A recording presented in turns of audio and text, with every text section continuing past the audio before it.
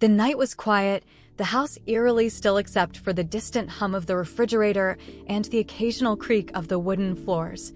I was sitting on my bed, scrolling through my phone absent-mindedly, lost in the monotony of another evening alone. My parents were out for the weekend, leaving just the two of us in the house, something that had happened countless times before.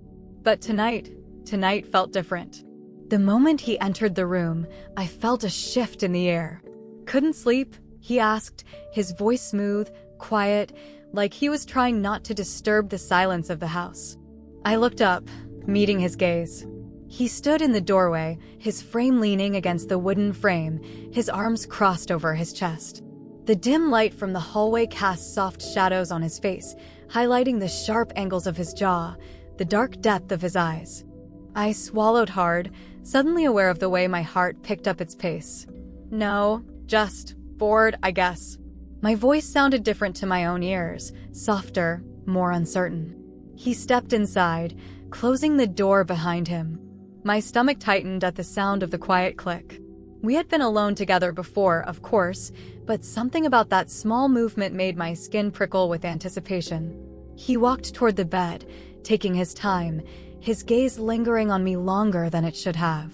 He was comfortable in the space between us, and yet, something in his expression told me he was waiting for what I wasn't sure. "Mind if I sit?" I nodded, shifting slightly as he lowered himself onto the bed beside me. The mattress dipped under his weight, bringing us just a little closer than I had expected. His scent, clean, masculine, familiar, washed over me, and I had to remind myself to keep breathing evenly. His fingers brushed against my knee, an accidental touch, but it sent a shiver through me. I exhaled slowly, willing my body to stay still, to not react, but it was impossible to ignore the way my pulse quickened at the contact. He noticed. I could tell by the way his lips curved slightly, just enough to let me know he had caught the tiny shift in my breath. "Are you cold?" His voice was low now, intimate, laced with something that made my stomach flutter. I shook my head, unable to find words. He didn't move away. If anything, he seemed to edge just a little closer.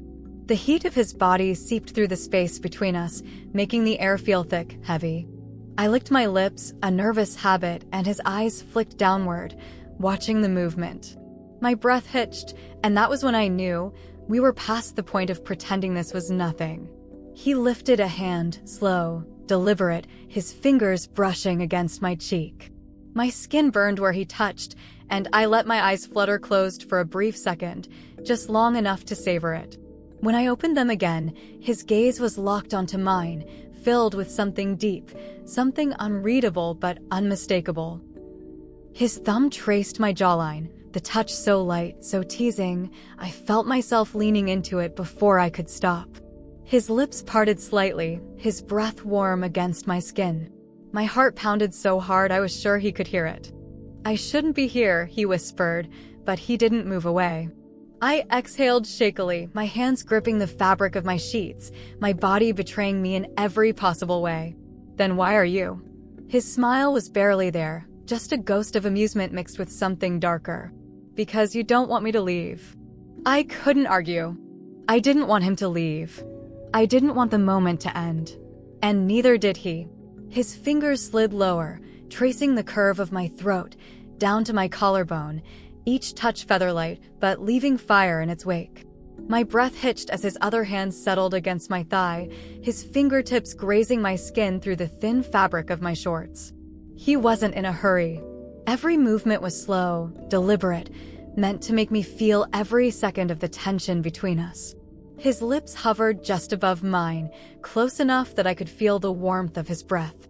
My eyes fluttered shut as I anticipated it, my body practically begging for the inevitable.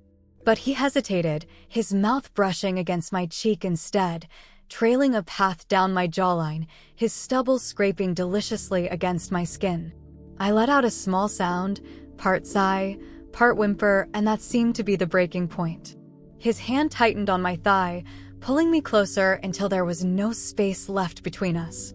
His mouth found mine, soft at first, testing, teasing, but when I responded, when I parted my lips just slightly, he deepened the kiss, his tongue slipping past, tasting, claiming.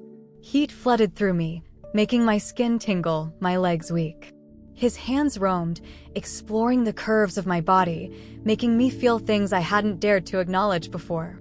My fingers tangled in his hair, pulling him closer, desperate to keep him near, to keep this moment from slipping away. He groaned into my mouth, the sound vibrating through me, making me ache in ways I couldn't ignore. His hands slid under my shirt, his fingers skimming the bare skin of my waist, his touch sending shivers down my spine. "We shouldn't," he murmured between kisses, his breath ragged, his grip tightening. "But I don't want to stop," I whispered, my voice barely audible. Neither did he. And in that moment, nothing else mattered. The air between us was thick, filled with something neither of us wanted to name. My pulse pounded in my ears, drowning out any rational thought. My body responded to his touch, the warmth of his hands seeping through my skin, igniting a fire I hadn't known was there, waiting to happen. His lips traced the line of my jaw, slowly, deliberately, as if savoring every second. My breath caught as he bit the sensitive spot just below my ear, his hands gripping my waist with such pressure that I shuddered. He was testing me, teasing me, waiting to see how far I would go. I knew what I had to do. I knew I should stop him, tell him this was too much, too risky. But instead, I ducked my head, exposing more of my neck to him, silently begging him not to stop. He groaned softly, his fingers digging into my hips as he pulled me closer, pressing me against him. The sensation made my stomach tighten, a deep ache settling between my thighs. My hands moved instinctively, running up his arms, feeling the hard lines of his muscle beneath my fingers. "We shouldn't do this," he murmured, but his lips didn't stop moving, trailing down to the curve of my shoulder. "Then stop," I challenged, my voice breathless, my grip tightening on him. He chuckled darkly, his breath hot on my skin. "You don't want me to stop." I didn't. My body betrayed me, arching into him, aching for more. His hands slid under my shirt, rough palms meeting the softness of my skin, sending delicious shivers down my spine. Every touch, every kiss, every whispered sigh sent another wave of pleasure crashing through me, and I couldn't help the small sound that escaped my lips. That sound seemed to be his undoing. He lifted me effortlessly, the strength of it making my pulse race even faster.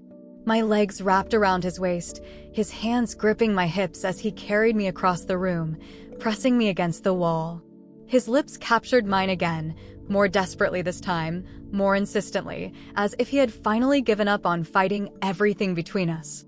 I pressed myself against him, my fingers tangled in his hair, my body ablaze with need.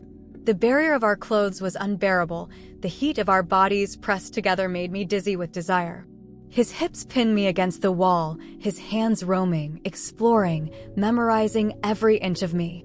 "We can't take it back," he whispered against my lips, his voice tight with restraint. "I don't want to," I admitted, my voice shaking. His gaze darkened, something primal flickering in his eyes before he kissed me again, harder this time, as if he were claiming me completely. My head was spinning, my senses overwhelmed by him, his taste, his scent, the way his body moved against mine in perfect rhythm. He slowly moved lower, making slow movements as he undressed me and Fin 3. All hesitation, all doubt, vanished. But then, a sound. The creak of a door. The unmistakable shuffling of footsteps in the hallway. We both froze, our heavy breathing the only sound filling the silence. My heart was pounding against my ribs, panic and adrenaline mixing in a dangerous cocktail. He lowered me slowly to the floor, his hands still around my waist as we both turned toward the door. The realization of what we had just done, what we had almost done, washed over me like a tidal wave. I swallowed hard, my pulse still unsteady, my skin still tingling from his touch. I trailed off, unsure of how to finish the sentence. He stepped back, running a hand through his hair, gritting his teeth. Yes! A long silence hung between us. We both knew there was no turning back. A line had been crossed, and even if we never spoke of it again, it would always be there, that moment, that secret, that impossible desire that neither of us could ignore. I turned toward the door, my heart still pounding. "Good night," I whispered, my voice barely audible. He didn't answer right away. I felt his gaze on me, heavy, unreadable. Then, just as I was reaching for the doorknob, he finally spoke. "It's not over yet." And I knew he was right.